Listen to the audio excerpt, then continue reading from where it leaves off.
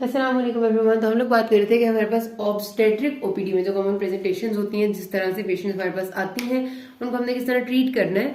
तो क्योंकि मैं फिर वही बात आती है, थोड़ी सी लंबी निकल जाती है कि मैं इमरजेंसी की तरफ भी थोड़ा सा आपका लिंक बन जाता है, लेकिन आई विल ट्राई कि मैं ओपीडी बेसिस के जो प्रेजेंटेशन होते हैं उन्हीं पर। इसमें हाइपरटेंशन को हमने बहुत अच्छे से कर लिया। कोई मसला होता है किसी का, लाजमी पूछ लें। अब हम डायबिटीज की बात करते हैं।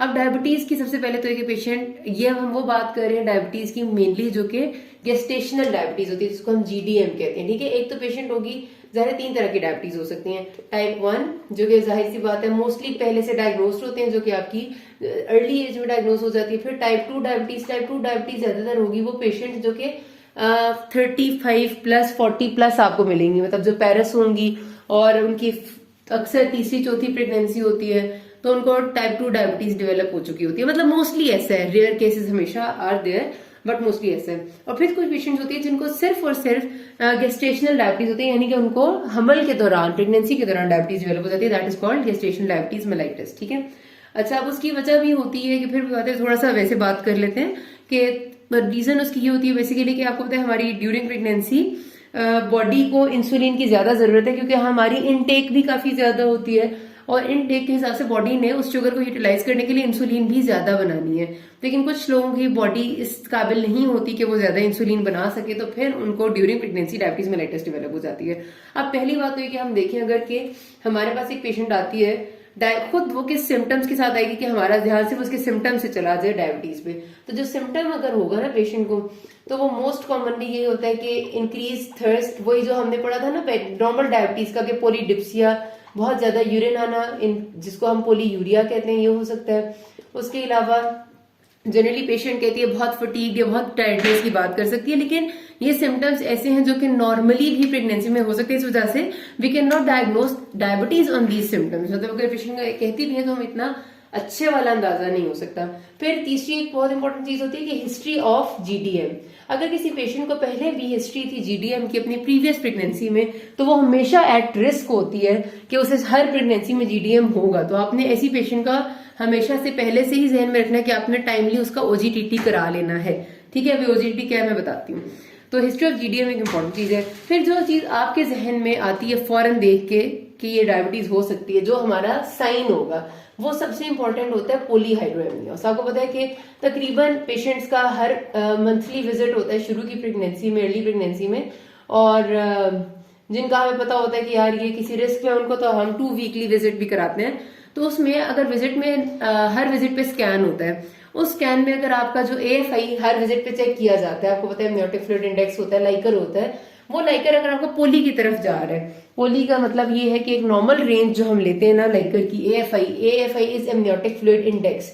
एमनियोटिक फ्लूइड इंडेक्स निकाला जाता है, चारों पॉकेट्स में लाइकर चेक किया जाता है। जो आपका एक फीटस है उसके आसपास 4 पॉकेट्स होते हैं ना लाइकर के, जो और नॉर्मली हम ये समझते हैं कि अगर ये पूरा का पूरा वो है, एक समझ लें कि स्क्रीन है जिसपे यहाँ दरमियान में फीटस मौजूद है, तो हम इस तरह से अल्ट्रासाउंड प्रोब आपने रख के चेक करना होता है कि आपको ये और ये 4 क्वाड्रेंट्स नजर आए पूरे, और आप चारों क्वाड्रेंट्स में लाइकर को मेजर करते हैं। फिर उन चारों क्वाड्रेंट्स में लाइकर मेजर करके टोटल एमनियोटिक फ्लूइड इंडेक्स निकाला जाता है। ठीक है, तो एएफआई की जो नॉर्मल रेंज है वो 5 to 25 है।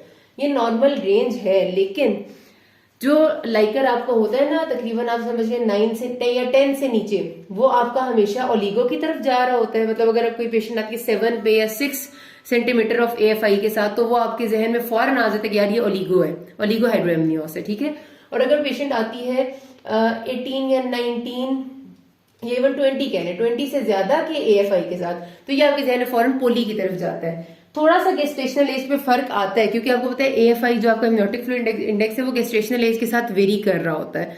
जब आप बिल्कुल टर्म पे पहुंच चुके होते हैं ना, तो एएफआई डिक्रीज कर जाता है नेचुरली। ठीक है, टर्म का मतलब यह है कि 38 वीक्स पे अगर किसी का एएफआई 24 होगा, तो इसका मतलब है पेशेंट को पोली है। टर्म पे पेशेंट का एएफआई 18 और उससे कम होना चाहिए, क्योंकि बच्चा बड़ा हो चुका होता है, फ्लूइड कम हो चुका होता है। हमने पढ़ा है बात कि एमनियोटिक फ्लूइड ज्यादा प्रोड्यूस होता है ड्यूरिंग सेकेंड ट्राइमेस्टर, फिर इंक्रीज होता है और एंड पे जाके फिर डिक्रीज होने लग जाता है। तो इसलिए थोड़ा सा वेरी करता है। मैं आपको बहुत जनरल बता रही हूँ, ठीक है, कि एक पेशेंट आपके पास आई है AFI उसका आगे जहन में आपके होना चाहिए कि 10 से कम है तो आपने जरूर सोचना है और सीनियर से कंसल्ट कर लेना है कि यार ये कम लग रही है। आप अकेले बैठे हुए हैं तो आपने उसको ओलिगो डायग्नोज कर लिया है तो आपने उसके फर्दर वर्कअप कराना है। 20 से ज्यादा है तो भी आपने जहन में रखना है कि यार ये कोई प्रॉब्लम हो सकती है। नॉर्मली सेकेंड ट्राइमेस्टर में 21, 22 भी नॉर्मल होता है, बट स्टिल एक दफा सोच लेना है। तो हमारे पास जो सबसे इंपॉर्टेंट साइन होता है ना, जो GDM की तरफ हमें लेके जाते हैं, वो पॉलीहाइड्रोएमनियोस होता है। हम क्या करते हैं, पेशेंट की सबसे पहले तो BSR चेक कराते हैं, ठीक है। BSR स्टैंड्स फॉर आपका जो sugar, random blood sugar level होता है, blood sugar random blood sugar उसी वक्त चेक हो जाती है। उसके लिए आपने कोई देर नहीं करना, तो पेशेंट वहीं बैठी हुई है, वहीं पर आपने उससे कहना है कि अभी अभी अपनी शुगर चेक कराए या करें, आप जैसे भी करना है। वो रैंडम ब्लड शुगर अगर उसकी रेज आ जाती है, आपको पता है कि random blood sugar should be not should be more than 200 milligrams पर डेसीलीटर, ठीक है। 200 से ज्यादा बिल्कुल भी नहीं होनी चाहिए। अगर उसने खाया हुआ है सब कुछ और उसके बावजूद उसकी शुगर 200 से ज्यादा जा रही है तो इट मीन्स के पेशेंट को डेफिनेटली डायबिटीज डेवलप हुई हुई है। अगर उसकी BSR नॉर्मल भी आती है और पोली है तो आप उसका जो अगला चीज कराएंगे वो होता है OGTT, oral glucose tolerance test. Ideally जो OGTT परफॉर्म करने का टाइम है अकॉर्डिंग टू द जो हमें मिली हुई है गाइडलाइंस, वो होता है 22 से 28 वीक्स, ठीक है। 22 से 28 वीक्स वो टाइम है जिस टाइम में OGTT परफॉर्म करने का सबसे ज्यादा फायदा होता है। अगर एक पेशेंट आपने थर्ड ट्राइमेस्टर में यानी 33 वीक्स पे या 34 वीक्स पे डायग्नोज की है कि ये GDM हो सकती है, तो उसको OGTT कराने का फायदा नहीं है। उसके आपके जो डायग्नोस्टिक क्राइटेरिया वो दो ही होंगे कि आप उसकी रैंडम ब्लड शुगर और फास्टिंग ब्लड शुगर चेक कर लें और आप उसका ये चेक कर ले, लाइकर चेक कर ले, ठीक है। ये उसका हो जाएगा डायग्नोस्टिक क्राइटेरिया। लेकिन अगर पेशेंट सेकंड ट्राइमेस्टर में, क्योंकि सबसे कॉमनली जो GDM डेवलप होते हैं ना वो सेकंड ट्राइमेस्टर में डेवलप होता है 22 से 28 वीक्स के दरमियान, इस टाइम पेशेंट आइए तो आप उसका OGTT कराएंगे, ओरल ग्लूकोज टॉलरेंस टेस्ट, ठीक है। ये वाला टेस्ट कराने का इस ट्राइमेस्टर में फायदा इस वजह से है और थर्ड में नहीं है, क्योंकि थर्ड में आपकी GDM डेवलप इतनी ज्यादा हो चुकी होती है कि अगर आप उसको OGTT कराएं भी तो उसका रिजल्ट आपका सही नहीं आता, ठीक है। इसकी भी फिर वही बात है, पैथोफिजियोलॉजी में हम बहुत ज्यादा नहीं जाते, हम जरा ट्रीटमेंट की तरफ चले जाते हैं। तो OGTT में होता क्या, ओरल ग्लूकोज टॉलरेंस टेस्ट में आप पेशेंट से कहते हैं कि खाली पेट उसने आपके पास आना है 8 आवर्स के फास्ट के साथ, ठीक है, मुकम्मल फास्ट। उसके बाद आप सबसे पहले ये करते हैं कि पेशेंट जब आती है तो उसका फास्टिंग शुगर लेवल चेक कर लेते हैं, ठीक है, फास्टिंग ब्लड शुगर।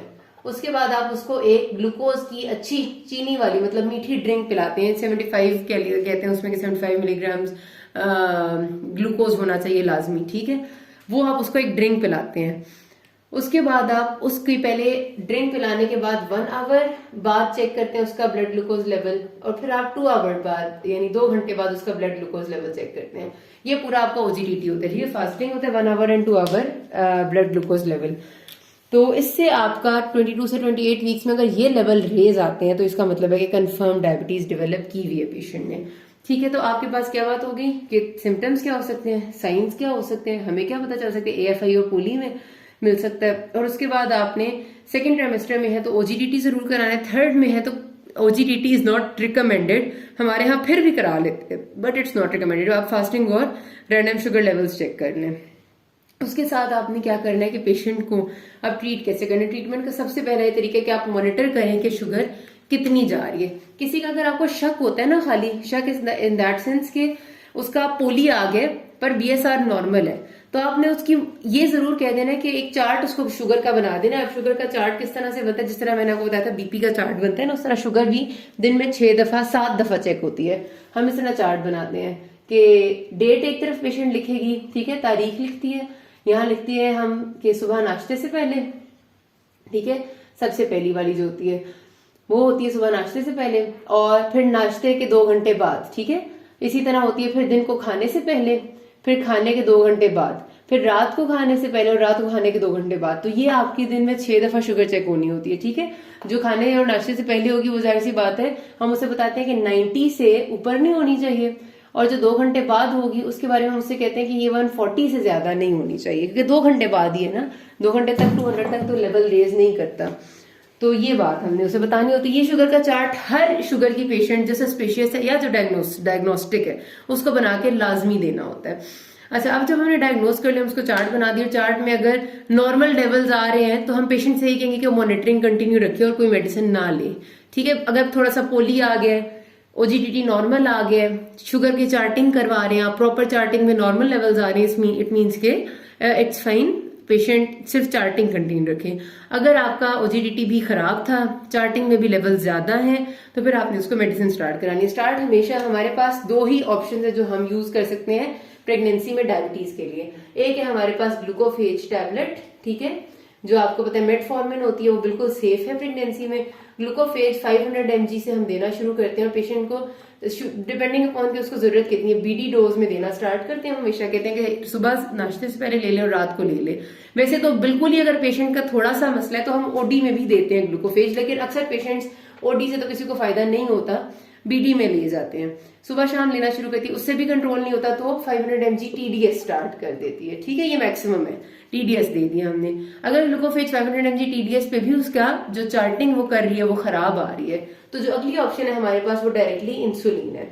कोई और टैबलेट आप प्रेगनेंसी के दौरान नहीं देते शुगर के लिए। अब इंसुलिन स्टार्ट हम हमेशा करते हैं रेगुलर से। इसके लिए आपका जो तरीका होता है ओपीडी में आई हुई पेशेंट का वो ये होता है कि आपने प्रॉपर मेडिसिन की कॉल लिख के देनी होती है और मेडिकल कंसल्टेशन करानी होती है इस पे, कि मेडिसिन यानी जो डायबिटिक स्पेशलिस्ट हैं वो खुद बताएंगे कि how much insulin she have to take during pregnancy. तो उसमें इंसुलिन रेगुलर नॉर्मली हम स्टार्ट करते हैं और यूनिट्स होते हैं उसके कि पेशेंट की जितनी है शुगर उसके हिसाब से उसके यूनिट्स डिपेंड कर रहे होते हैं। कि हम सपोज करते हैं कि 6 यूनिट्स वो हर रोज दिन में एक दफा लगा लेती है, शुरू इससे होता है, फिर 6 के बजाय आप ये कहते हैं 6 सुबह और 6 शाम कर लेते हो, उससे भी कंट्रोल नहीं होता तो 12 units in morning and 12 in evening हो जाते हैं। अगर उससे भी कंट्रोल नहीं होता तो कई बार होता है कि अगर अब देख रहे होते हो कि फिर शुगर कौन सी ज्यादा आ रही है, ये मेडिसिन वाले और से देखते हैं। अगर ये होता है कि शुगर उसकी सिर्फ सुबह की ज्यादा आ रही है, कुछ लोगों की ना फास्टिंग ब्लड शुगर ज्यादा होती है, बाकी कंट्रोल्ड होते हैं, उसमें फिर हम क्या करते हैं कि इंसुलिन रेगुलर के साथ उसकी इंसुलिन एनपीएच ऐड करते हैं। एनपीएच इंटरमीडिएट एक्टिंग इंसुलिन है, रेगुलर जो होती है वो शॉर्ट एक्टिंग होती है। एनपीएच रात के टाइम हम ऐड करते हैं, उससे उसका फास्टिंग शुगर लेवल नॉर्मल हो जाता है, ठीक है। तो ये आपने जाहिर सी बात है मैंने बताया ना, ये गायनेकोलॉजिस्ट हमेशा मेडिसिन वालों से कंसल्ट करके उसकी इंसुलिन स्टार्ट कराती है और अकॉर्डिंगली उसको दी जाती है और उस पर उसके लेवल्स को कंट्रोल करते हैं। साथ साथ वही बात है कि रेगुलर हर वीकली फॉलोअप मॉनिटरिंग चार्ट के साथ और अल्ट्रासाउंड के साथ के पोली ज्यादा डेवलप तो नहीं हो रहा, क्योंकि जीडीएम में फिर रिस्क होते हैं, आपको पता है कि डेवलप हो सकता है फीटल, सबसे कॉमनली जो फीटल कार्डिक डिफेक्ट्स होते हैं वो जीडीएम में डेवलप होते हैं और अर्ली नियोनेटल डेथ्स हो जाती हैं, उसके साथ फीटल मैक्रोसोमिया हो जाता है, डिफिकल्ट डिलीवरी होती है और बहुत सारे वो मसले। तो किसी कोई मसला हो इस सारे में you can ask me. Thank you.